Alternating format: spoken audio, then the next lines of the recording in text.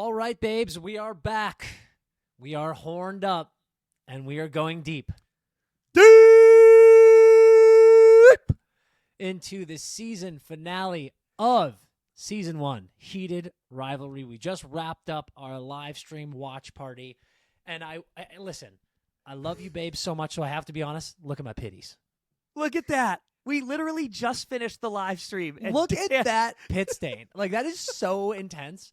Guys, like, the emotions that I was feeling, I'll keep them clenched for you so you don't have to look at it all episode. But the emotions that I was going through, all of them, just it got the body working. The blood was flowing. I'm sorry. I'm not sorry, actually. And if you didn't see the live, Dan and I both had a Canada Dry ginger ale. I drank a full sugar ginger ale for Halsey. I haven't done that in 20 years. I drank a full sugar ginger ale, and I had vodka in a Boston hockey team glass. I'm gonna finish that, and then I wore my glasses just in case Rosie asked. Yeah, I thought maybe if Rosie at any point said in that episode, "Put your glasses on," I wanted to be ready. So you I also had them on, and you're gonna keep them. You also crashed the live stream. I also broke the internet in Maine. Unbelievable. Oh, what a run, dude. I'm actually tweaking right now, dude. There was a couple moments where I was like, legitimately, I went to get a sip of something and my hand was like reaching for the glass shaking. Oh, yeah, I was yeah. Like, this is insane, dude. I was not well. I was genuinely not well that whole time. It makes it worse knowing that there was lots of people watching you on the stream as well. Oh, so while you're trying to take this in, you're also going to control yourself emotionally because you know you're being watched while you're watching it. Truly, Sean, and sorry, Chris. The amount of times I found myself fucking open mouth watching like an idiot, and I was like, I was just like, God, clean it up, Dan. Two things then. The first thing I was going to say, and I hope this is okay to share, Sean, and you can cut it if it isn't, but everybody, we all have like friends and family in the rooms over, you know, and I'm screaming my head off, and it's Sean's dad's birthday, and he's got a whole birthday party cooking. So happy birthday, Mr. Buff Daddy. That's the real Buff Daddy, Dan. That is, it's true. Yeah, he's the real Buff Daddy. Yeah, I'm over here like, spoon sex? His thumb is in his mouth. Nipple kiss. And Sean's dad's like, what is going on? Trying to have a wholesome birthday down there. Yep. And then the second thing, Dan, is I had said to you guys before we started, I was like, I'm going to talk the whole time. Like, I'm sorry. I'm going to be talking because that's how I watch TV, which it is. But then there were moments in that where I was literally dead silent. Oh, yeah. By accident. You know, like in my mind, I was going to be talking the whole time, but I was literally like, because I just couldn't believe what I was watching. There were so many comments that it just alternated between Chris is so locked in and just like, shh, pay attention. Ride that line. I was noticing the shushes. Like Chris getting shushed, I was like, oh, so good. I think we were all getting shushed. We were. But like, we totally if were. we didn't give a commentary, you'd just be watching three dudes just there and going, just silent. The whole time. Because like there was electric shit that was happening that I'm like, I'm glad. I hope you guys caught stuff that I missed. I hope I caught stuff you missed because like, oh my god, that one is gonna be rewatch city because I gotta go back. I gotta do it again. Got to experience it again. That was a riot. Oh, my gosh. The emotions are all over the place. Like we said, we are ready to rock. So if you boys are ready, let's dive into this episode. Let's do it, dude. Let's do it. So we open episode 6, and we are at the MLH Awards where Scott Hunter has just been awarded MVP. Cup, MVP, and coming out all in the same season. I said it on the live stream. Ladies and gentlemen, it is the year of the Hunter. Yes, Dan, it is. It is the year of the Hunter. And oh, my God.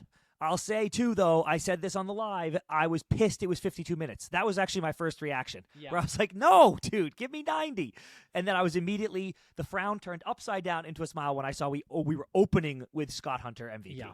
We haven't gotten past the first scene, and I'm here to say if episode 5 was ranked the second best TV episode of all time behind Ozymandias of Breaking Bad, this is now the new number 2, if not number 1. Like, what more could you have wanted from this episode? Unbelievable. So Scott gives his speech, makes a cheeky comment about something else happening that got a little more attention when he won. He was like, I accomplished my lifelong dream of winning a cup, but something else happened.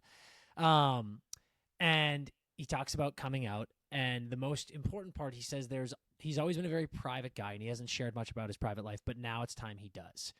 And in this speech, he talks about how he knows what it's like to not fit in, he always worried. This part was a haymaker, this line. Mm-hmm.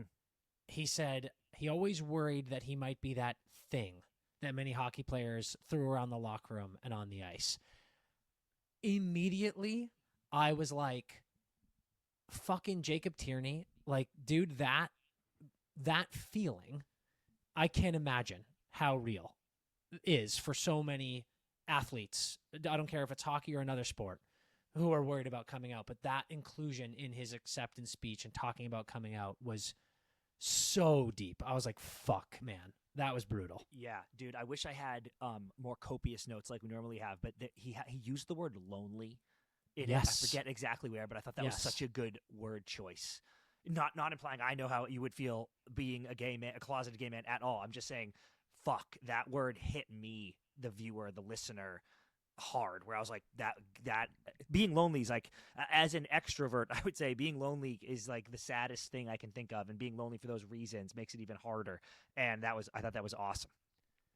Yeah, and that led perfectly into a next line of the speech where he says, fear is a powerful thing, but there's something even stronger. And that's the message, right? It's like, you might be scared, but there is love out there for you. And that's when he's talking about Kip. And he says that Kip has made him better in every conceivable way, and he loves him.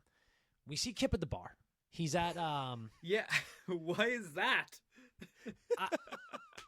I liked that he's at the bar. Fuck, what's the name of the bar? It's the best bar name. The Kingfisher. Fuck. Kingfisher. Yes, the Kingfisher. Yes, Sean, yes. He's at the Kingfisher. I believe Elena was there with him. And I love that because you know why I'm glad? Well, first of all, we all agree I need Kip at that award ceremony. I need him there.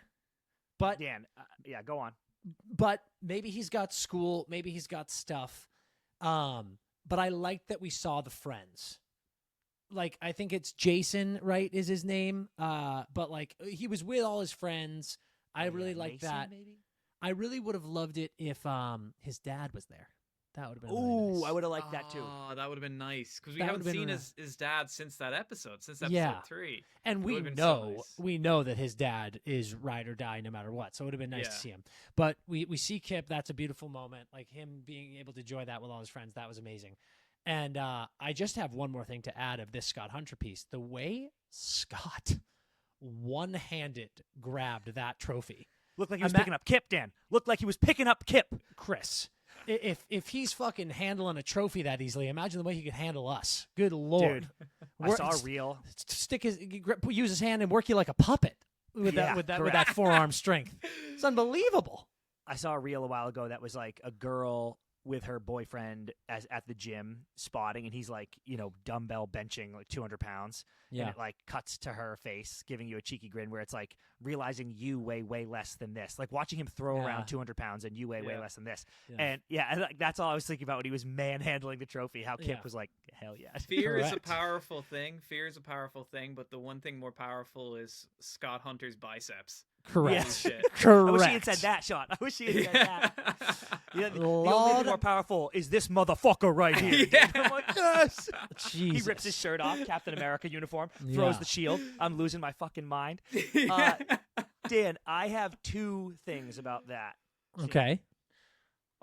One, I'll do the bad first.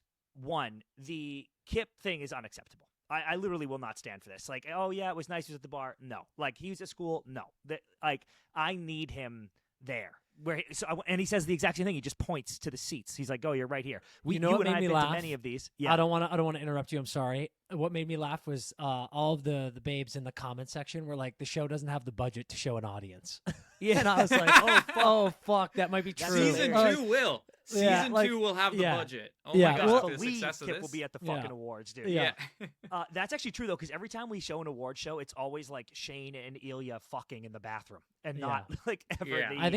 I think the first award show we got from this show was in the banquet hall of a Cheesecake Factory. Yeah, it was. It was. crazy. Yeah. I mean, surely they could afford some like mannequins or something. Yeah, into the come crowds. on, dude. Yeah. I'll buy it. I'll accept. Dude, call me. I'll do it. I will fucking sit in the crowd, dude. I could have got you 100 people in 5 seconds.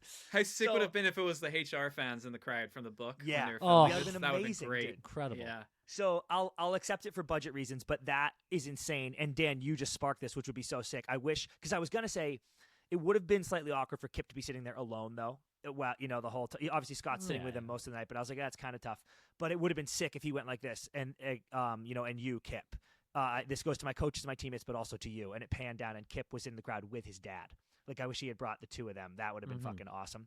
The other thing I wanted to say, and I kind of hit this in real time, but I couldn't formulate it till we got to sit with it, is Scott saying in that speech, I've always been a very private person, but I'm realizing it's important that I share my private life because of what it has done, especially to the young fans. I've got messages, blah, blah, blah.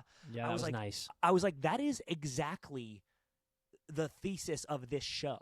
Yes. In a nutshell. You know what I mean? Like, yes. I've been keeping this private, but I'm realizing now I should share it because look what's happened. And I was like, that's what this show did. Like, we never show this stuff, and now we're all realizing how important it is that you do. Because look what's happened. And I was like, man, that I don't know if they probably wrote that line before they even knew the cultural reaction, but I was like, that was sick. That was like the entire experience in a nutshell. I loved that. It's amazing. So we finish up the Year of the Hunter, and now we get the boys. We cut to Shane at the airport. He's picking up Ilya, and Shane's nervous. It's like, it's he's nervous how this is going to go. It's excited, nervous, but he's tapping his thumb on the wheel. And Ilya walks up looking like a fucking model. He's got the cutoff shirt. He's got the Ray-Bans on, to match Shane's Ray-Bans, by the way. Tosses his stuff in the car, hops in, and it's immediately just amazing. It's like typical Halsey, just checking in, asking if he's good, if he needs any food, and typical shithousery from Ilya. He comments on the car. He's like, is this a Jeep? What? And I love how Shane's like, it's practical. It's British. Yeah. Like, it's just their personalities are just so great in that moment. What's with the Jeep hate this episode? Yeah. I don't know, but like, tell you who this episode wasn't sponsored by. Jesus fucking Christ. Sean or Range Rover. Like Jeep and Range Rover catching strays here. Yeah, exactly. It's so funny. But then Sean, how about that fucking entrance, bro? How about that entrance by Rosie? Dude, it's like, I don't know. It's he looks like a Matrix villain. He shows up dressed totally in black, sleeves cut off so you could see the muscles, and yeah, it's like he's supposed to be kind of like stealthily meeting up with Shane here, but he's not. Everyone at that airport is going to be looking at him as he walks through, even if he wasn't an MLH player or MHL or whatever. Correct. Like Shane even asked, he's like, did anyone see you or notice you? And he's like, no, I don't think so. And I'm like, first of all, you're in a Canadian city and you're one of the two best players in the national. And then also you're the hottest fucking dude I've ever seen in my life right now. I assure you everyone noticed you in that airport. Dude, I said the same thing, Dan. You were in Ottawa, bro. And then on top of that, you come in all fucking blacked out, cutoffs, pipes, glasses, looking like the Terminator, looking like the Sperminator, dude. Oh, I could not fucking believe. I could not believe he went full Sperminator. And then waltzed through the airport. People were probably fucking getting off the whole way through baggage claim, dude. And then he walks into the Jeep. I was like, you got to be kidding me! No one recognized you. There's no one left alive back there. That was insane. The hell is wrong with you? I'll be back, dude. I'll be back. Yeah, I'll be back. You're right, though. You're right. But I lost my mind.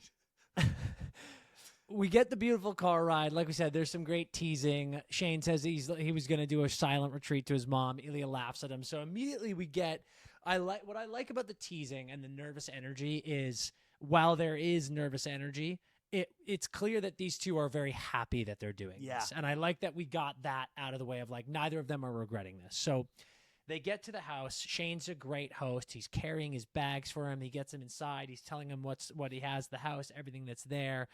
And, they have a little bit of banter and a little bit of back and forth. And I love so much what's so accurate about this is after he's talking about the well that he has. The water's there is great. He stocked the house with Coke. If he needs any food, there's plenty of food. And then immediately Ilya comes up, they start kissing, and they start hooking up on the couch. That is as accurate as it gets. When you're in a long-distance relationship, which these two are, it's always the living room hookup. The second you see each other, it's like this. Now that we are in a place where we can begin to hook up, we will begin hooking up. And it was perfect. Well, did you notice it was all in one shot? It was just one crazy. Yeah, dude, you noticed that. You noticed that. It was some nice camera work there. And it made us feel the tension, right? Like it made us feel how palpable the all right, when are you going to jump each other's bones is. Well, to your point, like it sticks. The audience is stuck with the characters, and so the time that passes for the characters, the same the time passes for you. It doesn't feel like there's any temporal trickery. Exactly. So you feel how immediate it is when they fall to the couch together. You know. Yeah. No, it's amazing. A couple things there for me. I thought Shane carrying in Rosie's luggage was such top behavior. I was like, oh my God, Shane. Like, you as a man who prefers to be the whole, quote unquote. I was like, when he was like, I got the bags, dude. I was like, holy shit, dude, I like this side of Shane. But I think he came back around to the peg because of the genuine heartfelt nature of it when he mentioned his ribs. He's like, He's like, I'm carrying these for you because you just played through a rib injury. Like, he's not trying to be like this macho man. He's being caring. He's being typical Shane. And I like that, Dan. And then there was one other line that I wanted to chirp, but then I've rewritten it in my mind. Not rewritten it. I've assessed it in my mind. Yeah. Of it's just Shane being Shane. Yeah. So in the car, when they really were having some awesome banter, like some awkward but also cheeky, like, you know, poking fun of each other banter. Shane goes, do you want some food? And Rosie's like, I'm good. And then Shane goes, what about groceries? We should get food so we don't have to leave. You know, because he's like, I just want to stock up so we don't have to leave the cottage. And then as soon as they walk in the cottage, he goes, you want anything? We have plenty of food. And I was like, what a ridiculous line after having just said we need to go grocery shopping. Well, it was a 2-hour drive, so maybe he reminded him because he said at the start of the drive, and, you know, there was so much tension in the car. Yeah. But then I was like, you know what? Shane would stock the house already because he's a great host, but then he would also offer to go grocery shopping on the way home just in case there was something Rosie specifically wanted that he didn't already have. And I was like, I'm in. Also consider the idea or the thought that Shane maybe said that, making it up just as a way to reassure Ilya that nothing will go wrong. Like, in case Ilya was like, do we need food? How are we going to like, Shane's just covering all the bases. Yeah. It's well, Shane is such a planner as well. I do feel that he did pack up the house. Dude, I mean, it's mentioned in this episode how much of a planner that he is. Sean, do you have any idea how much tuna is in that house? Like, he's got Coke and ginger ale. He's got a cabinet full of canned tuna and slices of Swiss cheese. Yeah, could survive a nuclear winter in that house. Oh my God, dude. Those two loving real Coke and real ginger ale might be the most unrealistic thing in the show. Everything else I will buy. You're so wrong, dude. The young guys in the league still suck down sugar sodas. You're so wrong. Scott Hunter's not drinking sugar soda, but they're not young guys, Dan. You forget where we went backwards. Dude, like they're like Crosby. They're like 20. They're like 27. You guys banana and blueberry smoothies instead of alongside the ginger ales. That would have been great. I forgot that. A really watered down but banana blueberry smoothie. Yeah. Okay, so we're on the couch and we're beginning the hookup, and this moments are immediately beautiful. And I have a few things to say about this. So they're on the couch, they start hooking up, and Shane immediately is like, I'm probably not going to last very long. It's been a while. And Ilya is quick to go, yeah, me too. It's all good. There's also a nice hand on the face while they're kissing there. But in this moment, Shane pauses and is like, wait, you too? And Ilya's like, yeah, it's not a big deal. And like, he's being casual, but I started saying immediately as we were watching, I was like, guys, Rosie's breaking. Like, he is. Yeah, like, you knew it, dude. I was like, he is more in touch with his feelings and he's more open here than he's ever been. And Shane makes a big deal of it. He's like, you haven't hooked up with anyone. And he's like, yeah, no, I haven't. So I wanted to pause and say this. The way that this show has done such a brilliant job of showing the progression in their relationship where feelings are now there in their actions and the actions are following these feelings. So the silent no one else agreement means a lot. And I don't mean literally what was said. I mean, those two hooked up, and then in the time between, they didn't talk about not hooking up with each other. They wouldn't even bring that up, but neither of them did. Those are those silent agreements when you know that you're in it with someone. And this scene shows exactly that both of them are just like, oh, no, this is the only person I care about. So, of course, they wouldn't hook up with anyone else. Yeah. I thought that was fucking incredible. It's like it's that exclusive talk we always joke about, Dan. Yeah, I was like, oh, they're having the like, are we exclusive thing? and I thought that it was lovely how that happens. And then Shane was like, all right, I have an idea. And then over these next 2 weeks, let's be honest with each other. Let's tell each other how we feel and what's going on. And Ilya gives him a cheeky smile and he's like, I'll try. And just like we're off to the races now here at Yeah. the Cottage. Like, Did you like when he said, he's like, I'll be quick? Like, I was joking with you guys in the live where it's funny when it's two dudes who can both be like, yeah, me too. Where normally, not that it happens to me often. Not that it happens to me often, but when it does, you just sit there feeling like a fucking asshole because you're like, so Sorry. was that good for you? Yeah. And you know it wasn't. But I love the idea of two dudes just like, pew, pew. And I'm like, hell yeah, dude. It's a standoff. It's a standoff. It's a quick Draw. Boom. Been a while for you, been a while for me. Ready? Pew! Bang. I'm like, yes! God, we both win. That was fucking awesome.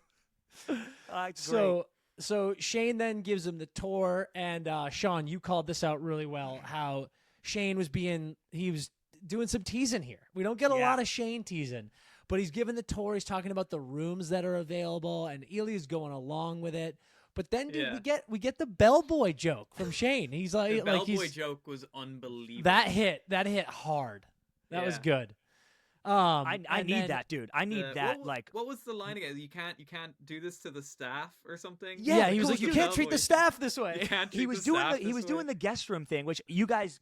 It ended up being amazing, and you guys were on it early. At first, I was like, what are we talking about here, dude? Like guest room? Obviously, he's fucking staying with you. Like this is so stupid. But then it ended up being really funny because first, like, like, I need a king size bed. He says, oh well, they all have king size beds. Well, I'll need this. He goes, I'll need one with a view of, and he starts pausing, and I wanted to go of. I thought he was gonna say of you, and I was like, yes. But then they get there, and then Shane's doing the fucking you can't treat the staff like this, and I was like, feed me this role play, dude. That was awesome. It was so great. We get a nice blowjob against the glass after Jan with windows up. Shane puts the shades down, and Elia's like, no, puts them back up, and then that was boom. awesome. Like that was a great. Elia was like showing Shane, he's like, no, dude, like, let's do this. Yep. And Shane took the ball and fucking ran with it. I might as well say took both the balls in his hand as he took the cupped balls them and cupped it, dude. while he took him down. Yep. Beautiful, hot little against the glass blowjob there. That was fantastic. So then we cut, boys, to little barbecue. Fellas outside. Shane's barbecue, and we get the little joke. He's like, why are you making 8 burgers? And he's like, I don't, the rest, or he's like, so many. He's like, the recipe's for 8. And Elia teases him about cutting it in half. It's hilarious. One thing I want to say here, it's summertime, off season for the boys. Yep. They're hanging at this beautiful cottage, cooking up burgers, sitting by the lake. I couldn't help but think, how fucking tight is it to be a gay couple and go on a boys trip and then also be able to have romantic sex together? So true, dude. It's like you're on a trip with your best friend. You're probably working out, staying in shape, training, cooking up burgers, hanging by the fire, and then also having deep romantic sex. Like, that's fucking awesome. Imagine being both NHL players too. So it's not just like, oh, I want to hit the gym. You're like training to the same goal. Obviously, this was a relaxed trip, but you could extrapolate to other trips where you're like, dude, should we go do plyometrics? Should we go do on ice? Whatever they're doing, making each other better. Fuck, that would be awesome, dude. Unbelievable. God damn. I've got to say though, the burger thing was nuts because he's grilling. And Sean, you actually were like, they would take those down, which I'm with you on that. I would dude. take those down. Oh, dude. Sean, we always make the joke. It's so funny. If you go to if the three of us were to go to a restaurant and the waiter comes by and I would go like this, 4 burgers, please. You'd be like, what the fuck is wrong with you? But if we were at a cookout and I only ate 1 burger, you'd come over and be like, what's wrong with you? You don't want 3 more? Right? I never thought about it. That's so true. That is so true. True. When Shane goes, the recipe called for 8. And Elia's like, cut it in half. You can do math. Ha, ha, ha. The next scene when they're just eating, there's just cheeseburgers on a tray. I was like, what recipe are you talking about, dude? You literally Guys, just hang on. Well, no. Sorry. Breaking news here. Hudson just took a picture of us and posted on his story. Oh, that's awesome. That's awesome, That's dude. sick. Oh my God. That's awesome. I love that. Chris, I think he made the burger meat from scratch. Like, it was probably a recipe that was like, 2 pounds or 1 pound of ground beef. Yeah. Garlic powder, with salt, this much pepper. Beef. Yeah. And Okay, I also I'll buy love to me, like, it was crazy, but it was good crazy because I think these things feed into Shane's patterns, like his neurodivergent patterns. I even like to say, or when he says after, he's like, I probably would have given the rest to my parents, but that would mess up the whole silent retreat lie. Like, to me, it's in the summer, he probably makes burgers, and then he's like, yeah, I'll just put the rest in the fridge, and Dad will eat them. Like, I like that he has his ways. And it was a good way into that scene. You know, like, as people that work in this industry trying to transition without a ton of exposition into, like, how do I get from this thing to now we need to talk about your parents? Yeah. That was actually really nice. Like, I usually give it to my parents, and then I'm like, oh, yeah, that sounded completely natural. Now let's talk about that. That was good. Totally. So speaking of the parents, they're eating the burgers, and Elia asks about the parents. Una and David, right? It's David, I think, is the dad. Sean, can you look that up for me in the credits? I think it's David. Yeah. But he mentions the parents' names, which was so beautiful. Shows that Elia is like, taking stock and looking into Shane's family and his life. And in this, they're just chatting about the situation, and Elia asks if his parents know, and Shane's like, no, they don't know about you. And he's like, no, do they know about you? Shane says no, and he is, Chris, you called this out. He's a little nervous.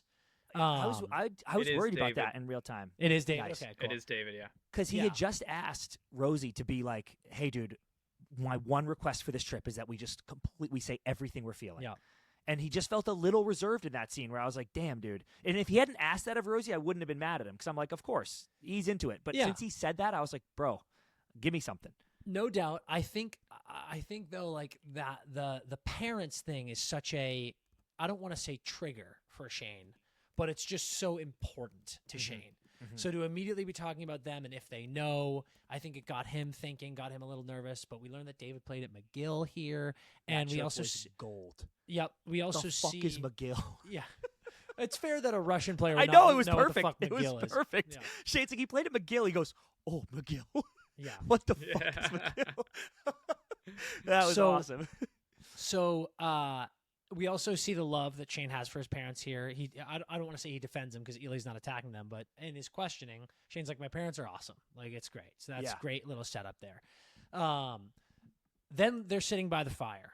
Boys are sitting by the fire. They're chatting. We get the funny loon moment. We hear a loon call. Yeah. Elia freaks the fuck out. He's like, sounds like a wolf, which Chris, you pointed out. You care? Yeah. Russian Elia, dude. You've been wrestling bears and wolves your whole life, babe. You ain't got nothing to worry about. That's actually the most, fuck the Coke and ginger ale, dude. Rosie being afraid of a wolf, fucking in your bra, dude. No way. I don't buy that for a second. Yeah. That was awesome. And here we get the first scene of this episode that absolutely floored me. Elia has his head laying in Shane's lap, and they're chatting, and Shane starts asking him about his family. He asks like if he's heard from his brother, his dad. And he's like, I know your family sucks, but it must be tough not talking to them. And Elia's like, my mom didn't suck. Yeah. He talks about his mother. And then we find out that she overdosed on pills when Elia was 12 and Elia found her. And again, like I said, we saw Rosie breaking in this episode. The walls breaking down, being more emotional, showing his true self. The true self that Svetlana references all the time. She's like, I know like the incredible person that you are. We're seeing it here. And the line that fucking floored me was when he said, I don't want you to think she was weak. Oh, dude, that was so good. That was so intense. We've seen the love that Elia has for Svetlana, which is a very specific and incredible type of love, and now we're seeing the blossoming love with him and Shane. But to hear him talk about a member of his family, the only member of his family that he holds true, real love for, was intense. Mm-hmm. And I think they did a great job of showing it in both of them. And now we've had two back-to-back moments of the two of them asking about each other's family. And I just thought that was so good. And I will add, Rosie did what was asked of him there, I felt like. Where that, he was like, okay, you want to know how I'm feeling? Like, this is how I'm feeling about my mom, and this is what happened. He doesn't tell anyone that. So I thought that was really cool and incredibly lovely scene. I was laughing though when at the beginning of it, when he's like, when Rose texts, and Rosie's like, okay, Rose, yeah, and he's like, and Shane's like, yeah, whatever, and he's like, well, you can bang Rose Landry. You can bang J-Law. And Shane goes, it was a disaster. I did it twice, and it was a disaster. And he goes, I won't go into details. And I was like, not only for me, but also for Rosie, I was like, tell me the fucking details right now. Like, I need to hear about the two J-Law bangs. Because one of them, while he was looking directly into your soul, Sean, he was looking directly into your soul while doing it, didn't look like it was that much of a disaster. That seemed it was like pretty successful to me. Stairway blowy into like Sean, doggy. Sean, I finished. I don't know about him, but I finished. Yeah. And if that was a disaster, then I have only had disastrous sex my whole life. So I would like a few details, if you don't mind, of the two J-Law encounters. Thank you very much, Shane. Oh God, it's so good. But like I said, we had two really awesome emotional moments here. And what I wanted to point out, I loved these two back-to-back scenes so much because I feel like we get in scenes like this in movies and TV shows where we get, two of our romantic interests together. We get in the beginning of the episodes or the beginning of the movie so much sex and playfulness and romance and montages and romp-arounds, and then it leads to these emotional moments. I loved that they went into this right away because the talks, yeah, because they've never had the chance. I thought that was so brilliant of Jacob to make these two immediately get into this stuff because for years now, every time they can't have these talks via text. We got that one beautiful phone call where Ilya speaks in Russian, but they have never been alone together with nothing else, with no timeline, with no ticking clock. So what's the one thing they haven't done is be able to have these types of talks. So I loved that we got it right off the bat because I think that's exactly what they would do. And it was just great. I thought it was really good. So with you, dude. So with you on that. Yeah. Incredible scene. Incredible, like Shane, Shane, I just called Sean Shane. Sean, I've almost done that so many times. The cool shots. And I loved that, like kind of ending all that on the fire, like dancing on his face. Because remember before he was like, so what? You look at fire, Canada, boring. And I was like, no, looking at fire, sick, dude. Just locked onto the fire, ending that scene with that like very tight close up on. Dude, and do you remember what he says right before it? Yeah, he goes, "Do you want to go inside?" And he's like, "No." And and it just like pushes in on his face, and he's comfortable there, and its fires looks beautiful. And I was like, boom, dude. And then it cuts to another close up of Ilya when he's asleep. Oh yeah, dude, I forgot about straight that. from that close up to the close up of them waking up in bed. Yeah, that's fucking awesome. So they wake up in bed. They say that they like each other. Amazing. And that was like we pointed out during the live stream, their first wake up together, which was, love the fact that they wake up together. We always talk about that too, right? When you've just met someone, you guys are hooking up and you have your first sleepover.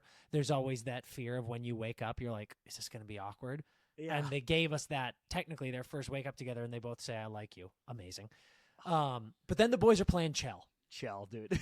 We get the boys playing NHL together. They're playing with each other's teams, which was amazing. Like, and we also get a little bit of realism. Montreal? Yeah, we get a little bit of realism there, being like the most successful franchise ever, better than the Yankees. Yeah. That was kind of cool. Yeah. But then we find out that Ely was on the cover. Rosie on the cover. Oh, dude, that was awesome. Sick. What a flex. What a flex, dude. This then gets into our horniest part of the episode. I think, at least. Yeah. We get a call from Hayden. Shane's got to take it. He's like, he just had another baby. What is this, fucking kid number 10 for Hayden, by the way? I mean, he's this dead. guy's fucking pumping him out like rabbits. So he picks up the phone call, and we get instant playful Rosie. Like, he starts doing the finger walk up the leg. Yeah. Let's rock today. Let's rock today. Getting some. Let's rock today. It's a let's, School of Rock reference. Chris. More like let's cock today. Cock today, dude. Because he's walking to that cock, and he starts getting worked up. Shane's like, "What the hell are you doing?" They make a deal. He's like, "I won't touch you, but if you get hard, I'm going to town on that prized hog." Yep. And Shane's like, "I won't get hard." Yeah, right, pal. Yeah, right. But Rosie did cheat because he's touching him. He's kissing up the thigh. I think he meant I couldn't touch the hog. Yeah, possible. I'll touch everything else, but I can't touch the hog. And then he immediately gets hard. And I will say, dude, well, actually, the comments always have the coolest. They catch things that are like compare and contrast across scenes that I'm like, oh, that was amazing. And Easter eggs, which you guys are so good at, so keep saying them. But one I thought that I actually flagged in this one was Shane not knowing Hayden's like kid's name and brother's, he was like, oh yeah, that's the. Whereas like with him and Ilya, they know everyone's name, and I was like, oh, that was sick, like because that's someone you love. Where I care more. Yeah. At least that's what my read was. What were you gonna say, Sean? What I thought was really cool about this scene was the Shane and Ilya know each other so well now. That like before when they were hooking up, and you said before Rosie's a consent king, where Rosie would have to keep on checking in, but now they're at a point in the relationship where Shane can kind of be like playfully reluctant, and they're so familiar with each other that Rosie can still kind of like they know each other so well that he can still be like, no, not that he's pushing it, but know what actually the dynamic is between them. It's like Shane isn't saying no. Absolutely. I think that no meant yes. I think Sean... and it's that's such a thing that like takes a long time to get to, I'm sure, between Sean, great call. I think this episode did a great job of highlighting their intimacy cues. They both have them, and now they know how to work them so well. So those are the versions of the check-ins in this episode, because they know how to get each other going. They know what's in inbounds and not offside, and that's so great. Yeah, these are you said it perfectly. These are the versions of the check-ins that they have there. You said it perfectly, I thought I misread this live, and it went to, you're about to get to it, Dan, because it was an electric scene, but I thought Rosie goes like this. And I think he's going, you're hard. Or maybe I'm going to go down on you, but I thought he was going like, you are now hard because I'm pointing at this. I think he was pointing at. I think he was pointing at him being hard, and he was like, I thought he was going, ready for liftoff. Yeah. But I thought that this part is kind of off camera, like it's pretty quick. And then you get a lot of this. I thought this was a butt thing, so I thought he was going, dude, you're so horny, dude. Here he comes. Jesus. Here he comes, dude. Don't worry. Don't clench. And I was like, this is going to be fucking so awesome. And then I was bummed when we didn't get it. And then we got something amazing anyway. But I thought he was going plumbing, dude. And I was like, this is going to be amazing. So that's just like the softer version of the check-in, where it's like non-verbal, Boom. Yep. Yeah. So good. So we get the sloppy toppy. And that was loud. We were talking about when we were watching. I can't believe Hayden didn't say anything. He did. He heard. Ilya was going to town. So good, so hot, and I loved the Amazon. Like Shane's muting him, then he's like, "Sorry, there was an Amazon package." All that stuff was so funny. But they get off the phone. Shane like finishes. He mounts Ilya. Like, love that. That's playful. Like that him being like, "That was awesome. That was." And then he was like, "Why was that so hot?" Like he was like, "Dude, that was a little naughty," and I liked it. And Ilya then says, "He's like, because you like being bad." Yeah. And I love how again. And Chris, you were like, "Can Shane just have fun for a second?" But I was like, "No, that's not what the Cottage is about, man." And she in that line, "You like being bad." Shane was like, "No, that's not what this is. It was at first, but like this is good now." And there's just another one where I was like, fucking yeah, man. Like, we're falling in love in the Cottage here. This is fucking real. Yeah. I don't think he waited. I'm glad Hayden didn't hear. I'm glad that wasn't like a plot point, where you're like, oh, Hayden heard. But I was dying where I did not think Shane waited long enough to catch his breath after. Like he was going back on those phone calls like, "Hey, what's up, dude? I'm sorry." I was like, "You gotta fucking get your shit together, Shane." In another version of this episode, I think the scene cuts to Hayden in his house hanging up the phone. He looks at his wife and he goes, "I think Shane was just getting a blowjob." Yeah, I thought he think it was a girl. And Dan, I know I'm gonna get yelled at for being too horny again, but is it fucked up that I wanted to? And we've established in I think Ep 1 that Rosie is swallowing that load every time. Yeah. Remember, like right away in Ep 1, I think that is. Is it fucked up that I wanted a kiss? To see I wanted it to be something more. Like Rosie finishes and is just kind of like, and I wanted like a deep swallow or a mouth wipe. Yeah, you're being something. too horny. I really wanted the cum in a way that I wasn't going to get. But it was HBO. It's dude, HBO. You were fucking out of control. Saying I really wanted to come is just I wanted it in a way. You're gonna get clipped to high heaven. Pal. Yeah, fuck, you're right. Yeah. That's some Ep 1 shit. Like this is we're in romance now. Yeah, we're in Romanceville. So another great little hockey nod here. We get the boys playing sewer ball out in the yard. If any new fans who are not big hockey people, sewer ball is a game that guys in the hockey league and hockey in general play before games a lot to get the blood flowing, get loosened up. It's basically you just get a couple of hits of the soccer ball, and you kick it around the circle. And Sean, you called out the Irishman in you. Called out. I expect could more. have some better footy skills from the boys. I expect it wasn't bad. It was just it wasn't what you expect out of athletes at their level. I imagine that their like limb to eye coordination, regardless of hands or feet, would be insane. Yeah. But I was kind of disappointed by it. But that said, I also haven't seen actual hockey players playing before a game and like how casual they're taking it. Like, are they? We're pretty good, I'd say. Like, we're pretty good. This was a bump for me. I was like, they suck at soccer. But who knows? Maybe these two guys, they're fucking elite. Some of the best players in the league. Maybe they're just shit sewer guys. Yeah, you don't know if it's like that was the best performance for the acting during that scene, which is clearly more important. And it just happened to be like where they were like not being amazing, but also it's like they are having a really kind of thoughtful conversation, so it's not like either of them are really concentrating on the ball. I think I was a little harsh on the stream when I was like, they suck. But no, they do. But that's a great transition. So in this scene, Ilya talks about how he's a free agent next year, and he's talking about maybe he'll sign with another team, and he mentions a Canadian team, and he's talking about his Russian passport. He's like, it'd be nice to not have a Russian passport. So that starts this conversation, and then it then moves to the couch. Inside, they're laying on the couch together. They're kind of just like on their phones, having some downtime. And Rosie mentions how he could marry Svetlana. And he's like, Svetlana has American citizenship because her dad played here in the league. That would be easy. Svetlana would do it. It would be a way for me to get my citizenship easily.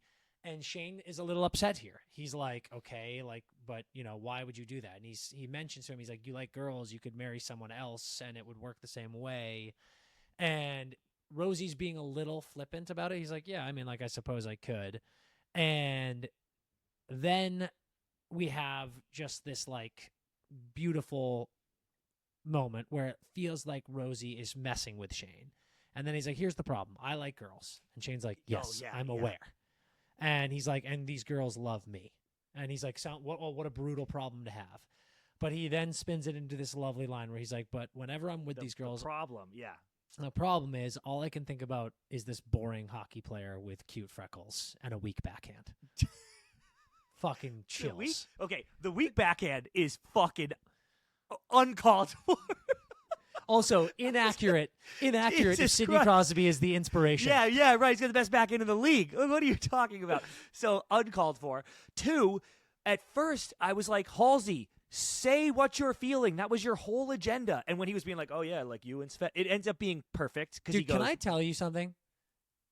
You are the most impatient, horny, premature, ejaculating fuck in the world. Like, watching that episode with you was torture. You were just screaming at the screen every 5, and I was like, will you let stuff breathe and play out for 5 seconds?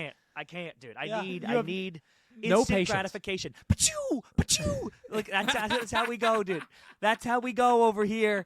And, dude, I need it. And it got somewhere beautiful, but at first I was like, holy fuck, Shane, say something. And then 3, did not shock you guys that Svetlana, my goddess, is American? I was like, what the fuck, dude? Did I already know that? Well, she's not American. She just has American citizenship. Right, but he was like, she's American, so I can marry her and be American. And I was like, holy shit, this just got so much easier for us. I'm convinced. I mean, I know I've gone through immigration and I've gone through citizenship myself.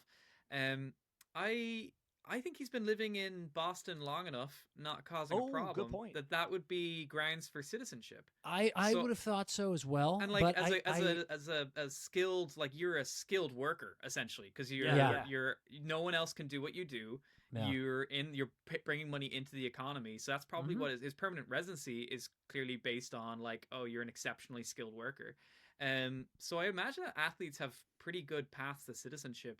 Obviously, it doesn't make sense for the plot, but like, not that show. For Shane being so intelligent, it would be just like, dude, you've been living in Boston for like 10 years. Just like go to the immigration office. Don't marry Svetlana. Yeah. Well, Chris, great transition, because the conversation turns to Shane with tears in his eyes, being like, "Don't marry Svetlana." Bro. What a moment. It's just very emotional. He's like, "Please don't do it." And the best part about it is, again, with those tears in his eyes, he says, "We can figure something out." And the use of "we" there is so unifying. And the way Rosie just looks at him smiling, and he's like, "Okay," and they're just like playing footsie. And it's like we have entered. Touch toes. Yeah, they're touching toes that whole time. They touch toes all episode. But what's beautiful about that conversation is we have entered planning stage. The fact that they are having conversations, and I love that technically Rosie brought it up. Rosie brought it up when he was like, I'm a free agent next year. So he opened the door to like, what are we doing here? And now we're having this conversation. So we cut to the boys are in bed. Shane I just can't out of sleep. respect, Dan, want to say that Svetlana, because spoiler alert, obviously she's just not. You don't get any Svetlana in this app, which was devastating for me personally. Boo.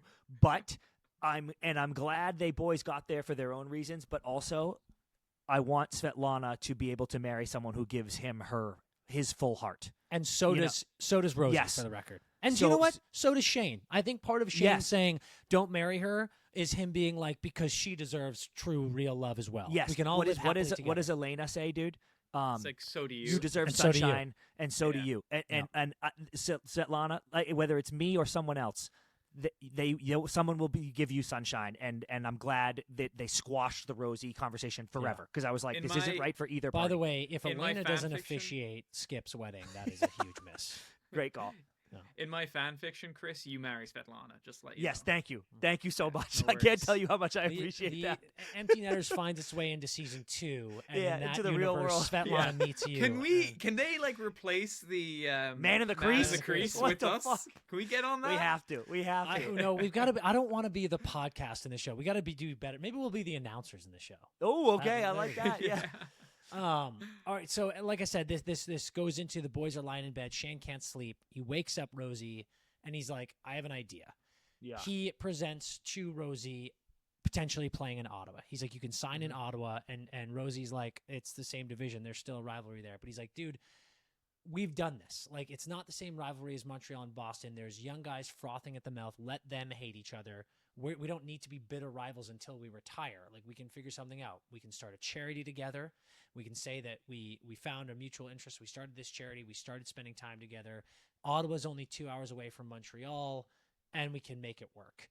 And that's kind of his way of being like, that's how we can be closer. We can be seen together. People won't ask questions. And, dude, Rosie has just woken up. And in the conversation, he kind of gives him, he's like, "Dude, I just woke up. Like, what are you even saying to me?" And it feels like we're going to get shithousery Rosie here, where he's going to be teasing him. But Shane says, like, this is how we can be seen together and be together. And Rosie looks at him and says, he asks if that's what he wants. And Shane says, more than anything. Oh. And again, dude, I was saying it all episode, Rosie is breaking. He starts crying. Yep. Rosie starts crying. He rolls over on top of Shane, and thank God to all the people in the chat. They were saying in Russian, he was mumbling, "I love you, I love you, I love you." Dude, because that doesn't come up on the. Clearly, that was a choice, because like you don't see. None of us had it. It doesn't come up when he's saying in Russian, and then he actually L bombs. But like, dude, that was so sick. Is similar, like how he started to use that as like a venting mechanism to get out his emotions from the tunnel scene in the episodes prior. It's interesting, and he's like working up the courage saying it in Russian, and he finally like says it in English. Oh shit! Oh yeah, Sean. Honestly, nice, Sean, like words of affirmation for himself, just being like, "Do it," and then yes, he does it. He says, "I love you." How awesome was this? Shane goes, "Holy shit!" Yeah. And then doesn't Ilya like kind of pause? He begins to say something else before Shane says, "I love you." He says, too. "I mean," he's like, "I mean," because I'm sure he's like, "What the fuck, dude? I just said I love you." And again, golf claps to Jacob for like teasing us with the classic trope in movies and TV. Someone says, "I love you," the other person freezes. He says, "Holy shit." And Ilya goes, "I mean," and then Shane is like, "I love you too." And we're off to the fucking races, man. It's just so beautiful. They're saying, "I love you" over and over, like, "I love you more than anything." Yeah. Does it fucking kill you? Rosie's crying in his arms, and they're just like kissing and just like basking in this moment of their admission of love for each other. And then, the line Shane says, "Oh, dude, does it kill you too?" Yeah. And Rosie says, "Not anymore." That not anymore was Hall of Fame shit, dude. The amount of little moments, the little facial expressions, physical tells, and then lines here that show that like the suffering is over. You know, like we're not hiding anymore. And them to be able to say this stuff to each other, so fucking good. They're lying in bed then too, and we get spoon position sex. Greatest decision of all time. That is the most romantic fucking thing I've ever seen. Yep. Spoon position sex you're missing one scene. You're missing one scene, which was really important for me. It was short, it was sweet, but really important for me. Throughout this episode, we've been getting glimpses of like the sunset on the water as like a vehicle to transition passage of time. Great call. And then we get this one shot of Rosie sitting on a rock by himself, looking out at the water with the sunlight reflecting on it, and then Shane comes and gives him a blanket, and the two of them hunker under the blanket together, which I thought was really, really nice. That was nice. And it kind of gave more context to the shots we were seeing previously with the lake, the water on the lake. And then we transition into the spooning scene you're just about to take. Sorry to interrupt, but no. I'm so glad you brought that up, because he's smoking a dart in that scene too, which is also an element of acceptance, because Shane doesn't like it when he smokes. But and I also you're right. That I didn't was get the Cottage. that. Yeah, you're right. Yeah.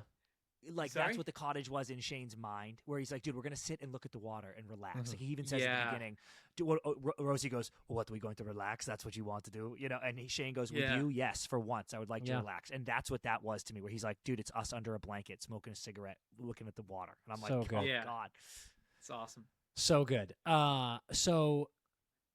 Then they're in bed having spoon sex. Just quick touch on the sex scene, because it was so good. We get a thumb in the mouth, we get nipple kissing and nipple sucking. I knew it was coming back. I fucking knew. I fucking knew the thumb was coming back, dude. I fucking knew it. Yeah. And like that, what a combination of hot and emotional, because those are hot moments in the sex scene. Yeah. And we also get a face hold eye contact. Yep. In the throes of that sex scene, which was great. So next morning, they're laying in bed together. Shane asks Rosie what his mother's name was. He tells her Irina, and he asks why. And he's like, well, I was thinking about the charity. We could open like a school, and we could put an emphasis and donate money to mental health stuff and suicide prevention. Oh.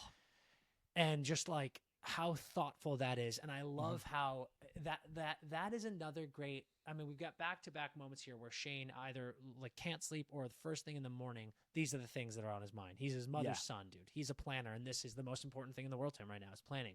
So of course he's thinking about this stuff. He's not just sitting there in the moment, in the honeymoon phase of the Cottage here. He's thinking about life after the Cottage, and that's incredible. And there, Ilya says, she would have loved you like I love you. Put a ring on it now, dude. Bury me in this moment, so I will always be here, and I never have to think about anything else. That was perfect. That was actually perfect. And Dan, you want to talk about the fucking face and the acting and the voice quivers and everything. That delivery of that line, everything about Ilya Rozanov in that moment was literally perfect. Bury me here. Thank you. It's been a wonderful life. Good day. He also, Chris, says, she would have loved you like I loved you. And then Shane says, say it again in Russian. Yeah. And he does. And I wrote down, this show might single-handedly fix Russian relations with the rest of the Western world. Just like, it's so fucking beautiful. It sounded beautiful in that moment. I've never thought the Russian language was so pretty, but I don't know, him saying that, I was like, oh, music, dude. So we're back, Sean. We've got the boys in the lake. I loved, what a little kid moment from Ilya. Ilya's like doing a handstand in the lake. Yeah, like I love if that's not like 20, you're in your 20s, pro athlete, just like fucking around. That was so good. And there's like a little jab about the yoga and stuff like that, but it's just the boys being boys. Anyone else want a lake bang? But also the little jab about the yoga. Shane was like surprised that he saw it, which indicates a little bit that it wasn't a huge big thing. It's not like appearing on the cover of a game. Yeah. And so it's like, oh, you've been paying attention to me. Oh, like totally. oh, you watched that? Like you watched the entirety of it to see the yoga questions, you know? Yeah. So I thought that was a cute little kind of like indication as well of how much attention so cute that he's been paying to Shane. Yeah. Dude, you know how you can pay money to go on, I don't even know if you need to pay money, but you can go to New Zealand and do like the Hobbit walk in New Zealand. Yeah. I if they don't rent this cottage out for weekend getaways, I don't know what we're doing here. I need to go so there, true, desperately. Dan. But so the boys, this is big. Boys come up from the lake. They got their towels on. No bang. No lake bang. Didn't get it. You didn't get your lake bang. I'm sorry, Chris. No, I don't think you need as much bottom prep if you're in the water. I just think we can just do it. And it goes, who gives a fuck? We don't have to shower. We don't have to shower. You're a fool, We're dude. fine. We're fine. Water's the worst lubricant. The worst lubricant. You clearly, dude, your sex life sucks. You need to stop opening your mouth, because you're just revealing to everyone that you've literally never had sex. Water sex is the worst. It's like the opposite of a lubricant. It turns everything into two sticky plastic bags rubbing against each other. It's fucking horrible. So the boys are walking up. They got their towels no lake on. bag. Fuck. And we get an unbelievable kiss against the glass, but oh, fuck. Someone's inside. It's Shane's dad. That was awful. That was an Dude, awful moment for me. It was awful. So they're like, holy shit. Shane goes running in immediately. And then the car's pulling away. And I freaked out. I was like, what the fuck, Dad? Like, that just didn't feel like David. I was like, that caught me off guard. Like, I was so unhappy in that moment because I was like, this is not him. So he got a bad dad label in that moment. I was like, you can't leave right there. In fairness, it's like we don't get to see a lot of the dad, so it's kind of a mystery to the audience about how the dad would react. And so this moment can be interpreted in a whole heap of ways. And Shane interprets it as him. He's going to be like, ostracized from his family. Yes. But it's kind of one of those things where it's like, it also could have been him being like, oh shit, I've intruded on my son's privacy. Correct. That's what it was. A huge mistake here. Yeah. That's what it was. And credit to me, we'll get to in a moment. Yep. I know David. I know his heart. Yeah. And that's what it turned out to be. So that's great. But in this moment, Shane melts down a bit. He says, he's like, dude. This is literally my nightmare. I. Like, he's like, Ilya, this is my actual fucking nightmare. And dude, Rosie immediately, I went nuts during the live stream. Yeah. The emotional rock that this man is in this moment. The first thing out of his mind is, we should go talk to them. He's like, let's go handle this. Like, he is being a fucking rock in this moment. He's like, let's go handle this. Let's go talk to them. And I'm just like, I love this dude. And he gives him the nightmare line again. And did you hear that? Rosie goes, well, maybe it's time to wake up. Yes. Like, let's wake you up from the nightmare. That was a chills great line. Chills line.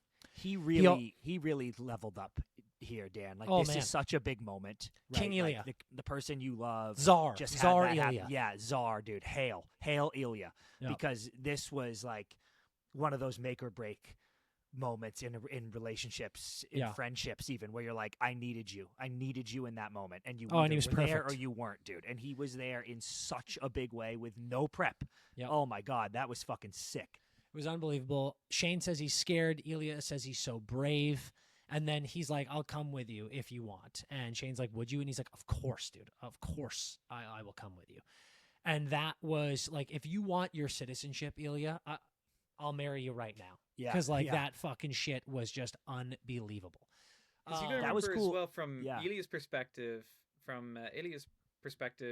Shane was there when he had his big family conundrum. Yes. And obviously it was a very different dynamic, but the way Shane approached it with a very kind of calm-headed, level, soft Shane way, and then the way Ilya approaches it with his more proactive, aggressive kind of like I don't know, we're gonna fix this right now. The same energy that he uses like to tease people is now getting used to help support people. It's really well written how both of them handle supporting their partner in their personalities way. I thought that was really cool. in their own way. Yes, dude. Yeah. And I also had said in the live, I asked the chat this question in this moment because I was like, holy shit, would you want I guess it wasn't boyfriend yet, but would you want your partner to be going with you?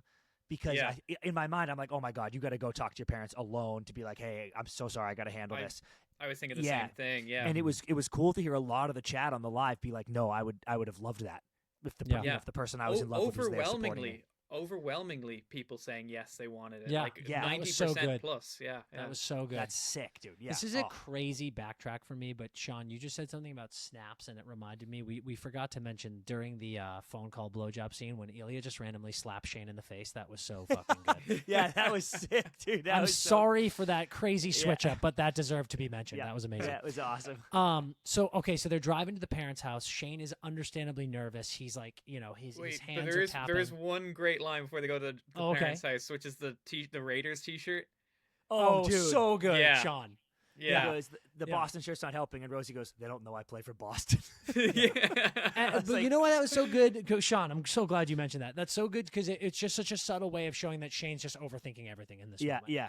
Like that clearly doesn't matter at all. But he's just like, we don't need to like remind them that we're in the Major League Hockey League. And like he's like, dude, they know. And Ilya just being like, we're good. Dude. Yeah, like and it's nice to have someone with that level of confidence when you're freaking out that they're kind of like, it's gonna be fine. Perfect representation of someone's losing it, someone's steady. It's fantastic. So they get to the parents' house, and the parents are just hilarious. Like they're waiting. You think that the mom knows something because like she looks uneasy, but then they walk in and immediately David starts talking, and he's like, I left my charger at your house, and now Yuna's like, you're like, oh, what the fuck is going on? But what did you think live, Sean? What did you think live? I think I don't know, and I'll need to watch it again to really see how the actors portray it. But I don't know if she was just being like, well, it was none of my business either. Like she's like, or when he says like, sorry, you had to see that, and she says, see what? Like, what does it mean that we saw it? Like I wasn't quite sure if the dad did tell, if David did tell his wife, his mom, I forget her character's name, unfortunately. But if David did tell her, or if he didn't, and her question was genuine of like, what was it? Or like, so you can interpret it in multiple different ways. I think I'd have to really look at it and see the actors' portrayals, or to see. I personally think, because realistically, if we kind of go through it, I don't think he was that far behind. Yeah, like I think he gets there pretty soon.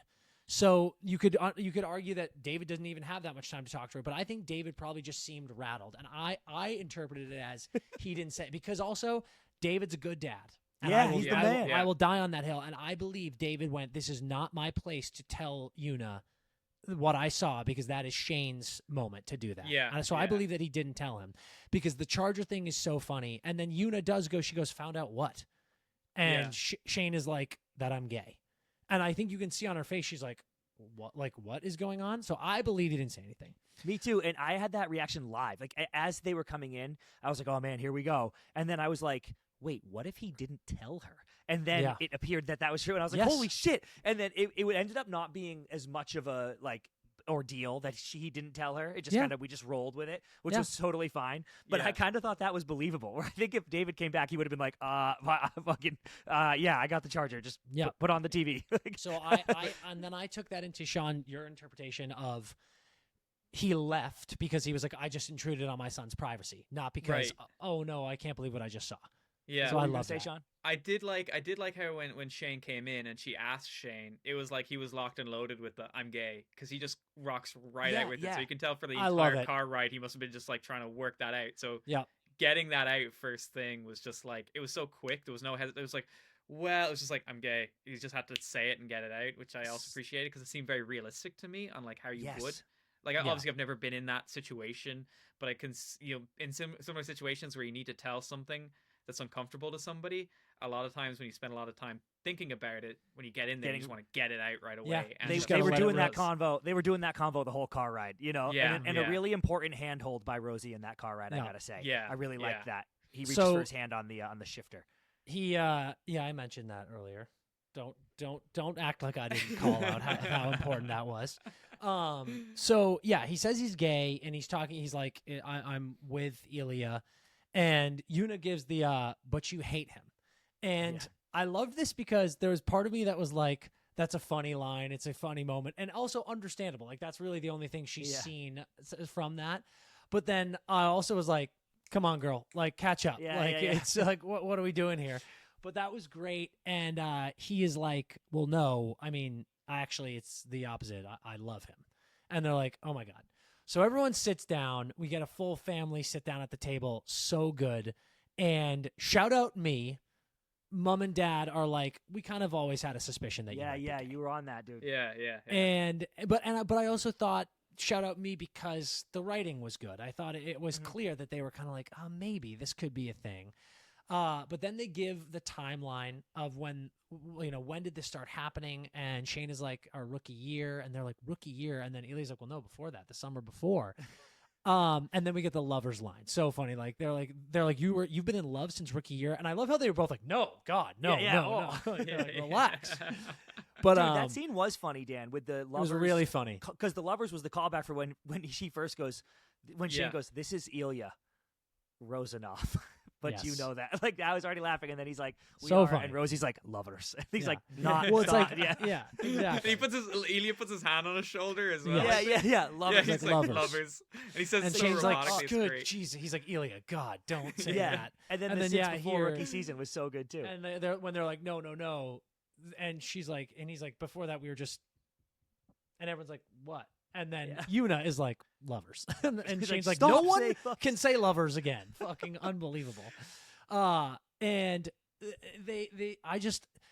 this was great because it was just, I thought mom and dad were so good in this scene. Yeah. Because there was no judgment. There was no outrage. It was just trying to understand. It was them just asking questions of being like, you're our son. We love you. We just like, what's been going on? Letting him have the opportunity to get everything off his chest and kind of just explain. So I thought that was so good. Also, I got to play cards with the Hollander family.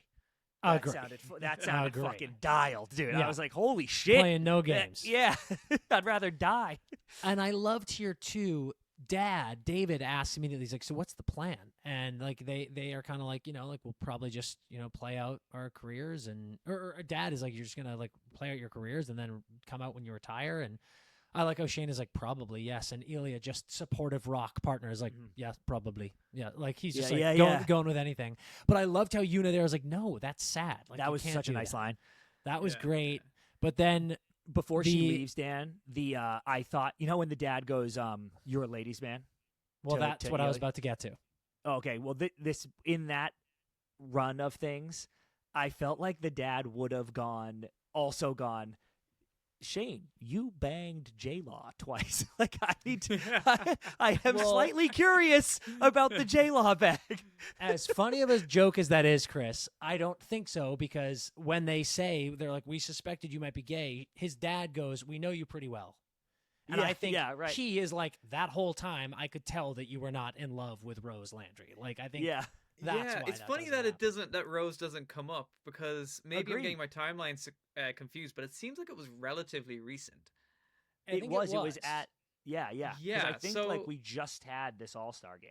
So it is funny that it doesn't come up during this conveison. I felt like he definitely would have asked about it. Like, you've just been in a public relationship with a massive movie star. I'm just curious. I think, I think anyone else that comes up, the parents, I think it doesn't for a specific reason, because I think they knew it was bullshit. But it was nice to see that the parents were still like thinking about Shane in a protective way, but by saying like, oh, it's like obviously the question of, oh, it's surprising because you have such a reputation as a ladies' man. It is a genuine question because it is surprising to them because he has such a reputation as a ladies' man. But also, as the parents of somebody, if you knew that your child's partner had a reputation of being perhaps promiscuous, you'd be afraid that this partner might break your child's heart. Yeah, and it's like they're kind of like asking to being like, hey, are you going to take this seriously? Because my son is going to take this seriously. Well, now, Sean, you are getting the too horny label because you're both too horny and you're both jumping ahead too much. Because no. Because yes, this is the next line. And I think that was David, like, in a protective way. He goes, Ilya, I'm surprised. You have such a reputation for a ladies' man. I think you're absolutely right. That was him being like, are you going to take care of my son here? Like, what's your deal? They say, Ilya's like, it's not untrue. Shane says Ilya likes both. And then Ilya is like, yes, but I've only ever loved one person. So he immediately answers the fears that David had. He's like, I have been that, but I love this kid. And like, they kiss in front of the parents. We see the smiles on the parents' faces. We see their feet touching under the table. Shane's wearing boat shoes. He's such a fucking dork, and it's awesome, and I love him. And it's just so good. The stylist got him those shoes. I wouldn't call them dorky shoes. Those are fashionable beyond your understanding. And you're right, Sean. And she said, when you're at the lake house, you have to wear these. So exactly. Yeah, right.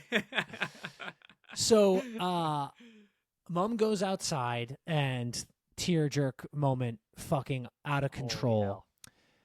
She's just taking a second. Shane comes out. He puts a cardigan over her, and he says, he's like, I wanted to tell you. I wanted so many times to say things, but it was just difficult. And then he apologizes, and instantly Yuna is like, you have nothing to apologize for. Is he saying that? Sorry to interrupt you again, but is he no, saying that you're he never tried... interrupting. This is a discussion, baby. Does he say that he's like, I'm sorry for trying, as in trying to explain, or is he saying trying as in trying to be straight? I read it as trying to be straight. That's how I took the line. Yeah, I thought he said, I need you to know I really tried, but I couldn't help it. Because he finishes that line with saying, but I couldn't help it. And I don't think he was... Sorry, that's what you're asking, yeah. Yeah, I legitimately... That line broke my heart, because I literally thought he was like, I'm sorry, Mom, I tried as hard as I could to be straight. And I was like, oh, dude, Jesus. Yes, tragic. Yeah, I think it's a combination of that, as well as like, you know, tried as hard as I could to like fight this, to fight the urge and you know, fit into the social norms. I think that's, what he was apologizing for. And which was, you're right, guys, like that was utterly devastating. And again, she says he has nothing to apologize for. And she says that she's sorry that she made him feel like he couldn't tell her. And I think that is such a good, you know, acknowledgement for a parent. Like it's one of those things where you almost want him to be like, no, you don't have to say sorry for that. But like ultimately he did feel like he couldn't tell her for a while. And I love that she is so sorry about that. And she says how proud she is of him. Fuck, this was so intense. I know, dude, this scene was a fucking sledgehammer. And then she says, please forgive me. And they're hugging. And I thought this was so important. I did want to take a moment to highlight this. They're hugging. And he says, I forgive you, Mom. And I love you. Yeah. And I'm so glad they made the choice to have him say that. Because I feel like so many things in moments like this are left unsaid, whether you feel them or not. But it could have just been a heartfelt embrace where, you know, he doesn't say, I forgive you, because he doesn't feel like he even needs to say it. But I think the verbal confirmation, it just shows such a level of trust and understanding and acceptance that I'm so glad we got that moment. Yeah, and there's so many like role model characters in this series, in that, yes, it's like the hockey players and their journey coming out may be inspiring to real audience members who might be struggling with that same thing. But then to allow the parents, the fact that they gave their parents some grace for creating an environment where they didn't feel comfortable coming out. So obviously the parents are a good role model for people in that situation. And then also the fact that the parents are getting the forgiveness from their children, it's like also might be telling somebody, hey, maybe be, forgiving of your parents for not facilitating this environment for you as well. So it's like, it's just everyone in the show just handles every situation so well. It's almost amazing that it's interesting, because you'd imagine a show where everybody is like pretty like down to earth would just be really boring. Yeah, everyone just seems to be really, really cool. It's really well said by you both, because I was ready for him to, she goes, you don't have to apologize, Shane, of course. And then I was ready for him to return that to her. She goes, I'm sorry you didn't have to feel that way. And I thought he was going to go, you have nothing to apologize for, Mom. You've been amazing and blah, blah, blah. So I did think it was a major choice by the show to have him go, I forgive you. Because that's acknowledging that's what I'm saying. You did something wrong. Yeah, exactly. That's why I said well said by both of you. Because I was like, man, that's a big line where he's like, I forgive you. Because he loves you. And it's not like he ever felt unloved by her. Of course not. He has felt overwhelming love from her. But in this one thing, I forgive you because... this was the world we lived in, and now I think she even goes like, enough, or that's it, or whatever that. Yeah, she says enough. Yeah, and I was like, that was lovely. I think it's just so it is important to hear those words. Like the encouragement is that your parents will accept you and your children will forgive you. Yeah, 100%. Dude, how I always make shitty jokes in serious moments. In this moment, I was thinking to myself, God, she's probably seeing fucking dollar signs. She could probably talk endorsements big time now. And then literally it cut to her going like, I'm going to call Rolex. And I was like, oh, shit. God, so that sorry. Again, sorry, everyone. We're over an hour again here. We talk about the show forever. So we'll try to wrap up here. We are towards the end. But yes, they go inside. We're now having a full family dinner. And Mom is in planning mode immediately. She's talking about the PR of it. She's talking about the brands. CAA, go hire this woman instantly because she's out of control. She's unreal. But they bring up the Ottawa plan, which, again, I love because that wasn't just lip service. It wasn't random. Yeah. They're like, no, this is real. And I love how much of a hockey gal Una is when she's like, what about Boston? Like, they drafted you. You got to show loyalty. And Shane even calls it out. He's like, my mom likes hockey too much. And Rosie's like, yeah, I fucking see where you get it, dude. It's unbelievable. But I loved that. I love how the dad asks if anyone spoke to Scott. Dude, how had that not come up yet? I was like, oh my God. Good call. I think they had other things on their fucking mind, Chris. Like maybe talking to their son about coming out for the first time. Yeah. But I love that we got that out. Ely was like, I talked to him. And he makes sure to say, he's like, I didn't tell them about Shane and me, but him doing that changed things for me. And I just thought that was awesome that he's like, like the changing things. We talked a lot about how Rosie was breaking and being a little more open and comfortable, and that being a huge part of it. To your point, Chris, earlier, is a testament to how important that moment is and his speech and what it would do. This is referencing that again. We're already seeing it being done to another guy in the league. Sean, would you, now that we're done, do you care at all that the hotel next door thing never came back?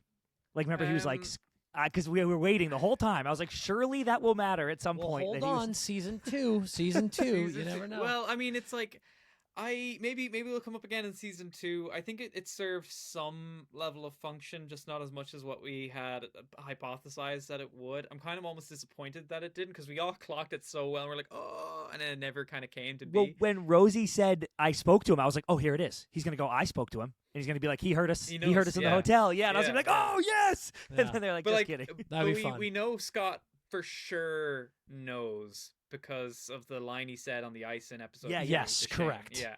So I don't even know what kind of revelations it could give us in season 2, unless it's just like a jumping around flashback sequence where he's like hearing them going, he's listening next door. Yeah. He's just going, oh, what's that? Jesus Christ. Yeah. That's funny. But the little last bit, we get that great moment where Shane's kind of freaking, like he goes head down on the table, and he's like, I'm okay. I'm just like freaking out a little bit because there's just so much going on here. Yeah. Absolutely.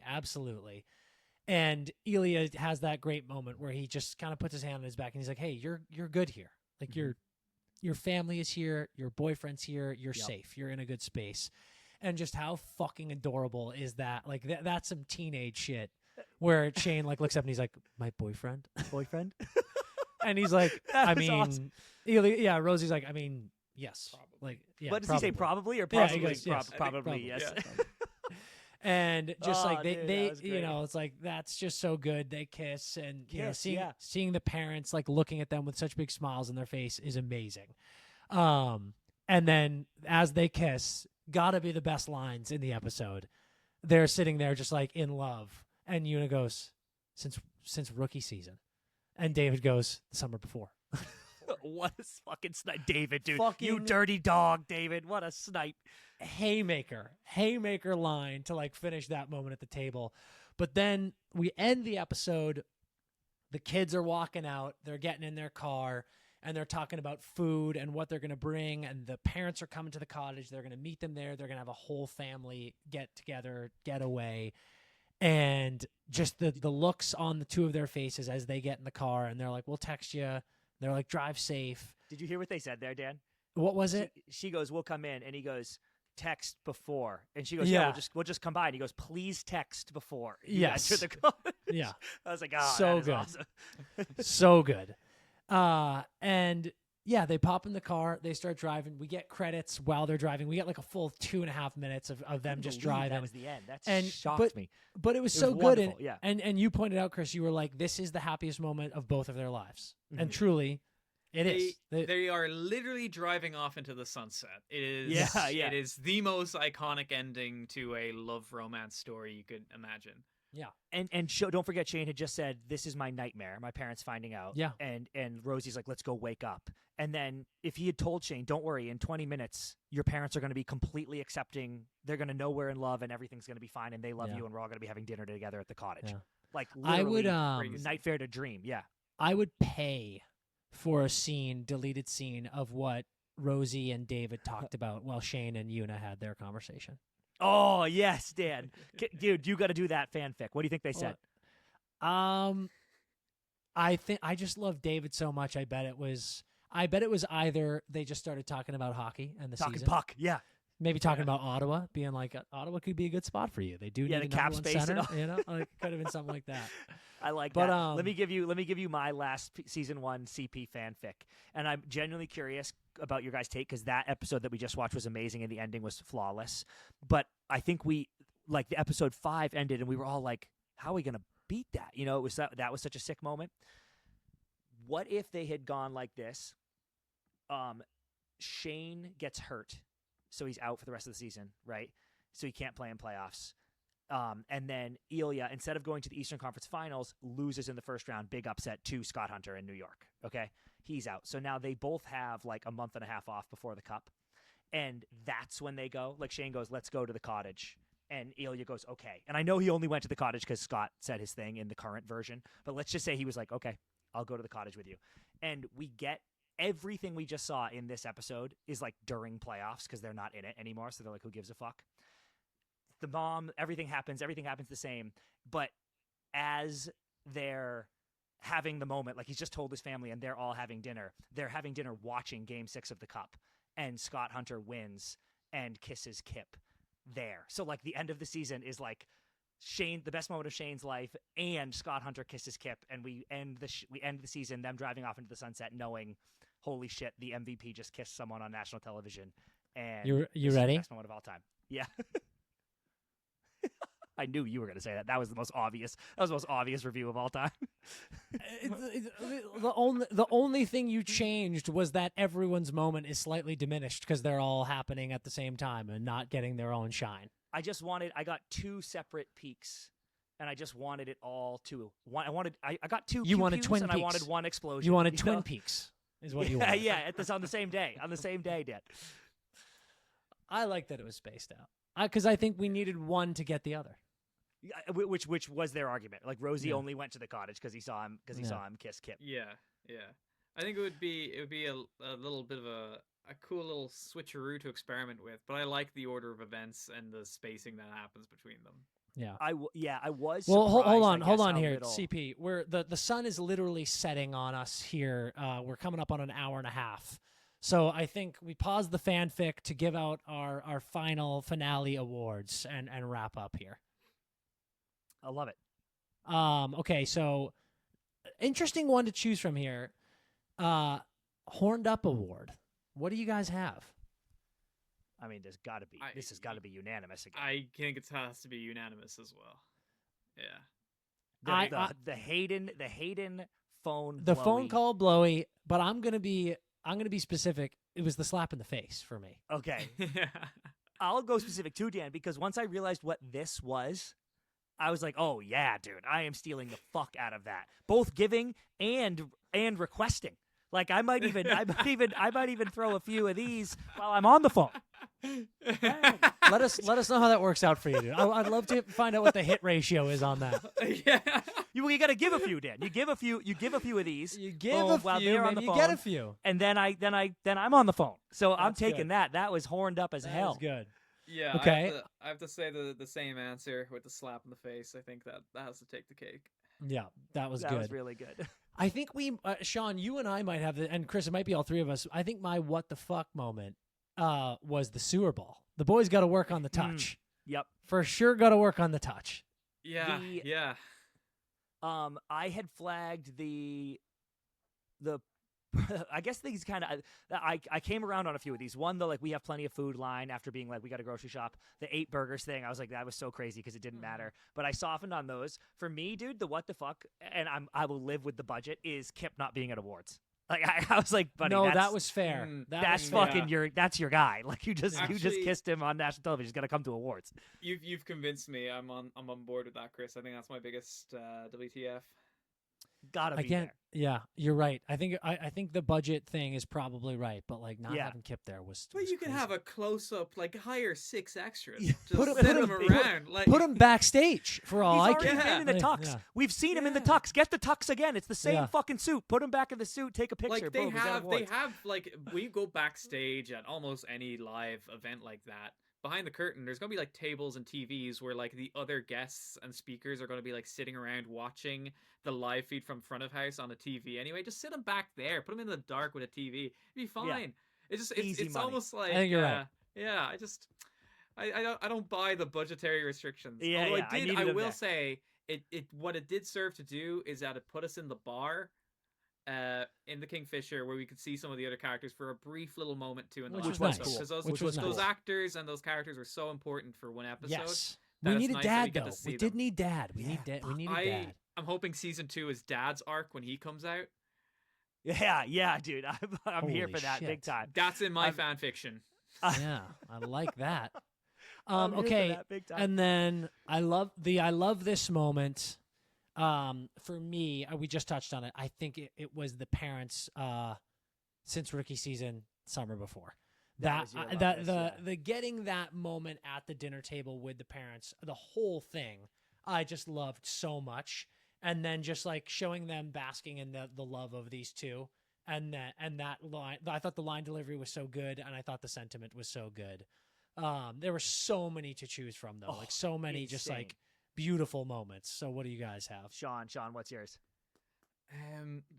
I really liked when they when they were sitting watching the water, getting to relax. Oh yeah, you love that part. Yeah. Shane comes out with the blanket. I thought it was shot beautifully. It was just like it was such a poetic image.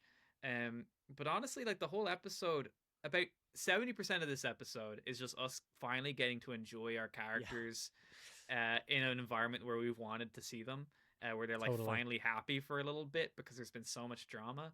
And for the same reason that I like episode 3, where it's like a complete story, this episode is great in that it finally rounds things off and with people that seemed like they could communicate well, and it wasn't just nonsense. The dad didn't run off and then what was that, like, you know, overly dramatic or anything. It seemed very grounded, and it seemed very realistic, and I liked that it rounded out the story a lot. So the do I love this, I think for me, is the I do love this. And, that's the answer. The answer is yes. The answer is I love this. I love every bit of it. The 3 biggest haymakers for me were Scott's speech, to kick it all the way back to literally the opening scene of the movie. So good. Scott's speech, and then the entire parent scene, like literally the whole scene, but I'll zoom in on that exchange you pointed out, Dan, of like, I'm sorry. But I just will never get past it. I will rewatch this entire season, and I will never get past Rosie going, she would have loved you like I love you. Thank you. I'm so glad you called that one out. That is literally my favorite moment from the whole season. Yeah. There were so many moments with the boys at the cottage. I loved that one. And then my honorable mention, I didn't want to steal yours in case this got mentioned, was the not anymore. When they confess their love to each other, and Shane is like, is it killing you? And Elia says, not anymore. I was just like, fuck me, man. Like, this is so good. So good. Fucking insane, bro. Well, what do we do now? We go back to Sean. doing hockey podcasting? I guess we talk about hockey now. Boo! Yeah. All I can say is when we started this, it was 3 guys in the film industry, a couple of writers who saw a great new show that dabbles a bit in the hockey world, and it made sense to talk about. And now here we are, just doing a massive live stream with so many unbelievable people getting to talk about this incredible romance. And I'm so glad we're here. I'm so glad we're all in the cottage together. Yes, dude. Bury me here, dude. And I can't wait for more stuff in this universe, but also just across everything. Like we said at the end of the live, we're going to find a way to continue to talk about entertainment in this way, because it's been fucking amazing, because this is our other massive passion. So worlds colliding. It's incredible. To piggyback on that, CP, you're so right. I guess I'll close with, obviously, we have a lot of new fans in here watching these, and we're so happy you found us. And whether you're a hockey fan or not, we'd ask, stick with us. I'm sure we'll stay horned up, we'll stay emotional, and we'll find so many fun things to talk about that I'm sure we'll all love and enjoy. So let's just keep having a blast together. Sean, final thoughts? Yeah. Yeah. And until then, I guess we skate hard. We skate hard. I love it.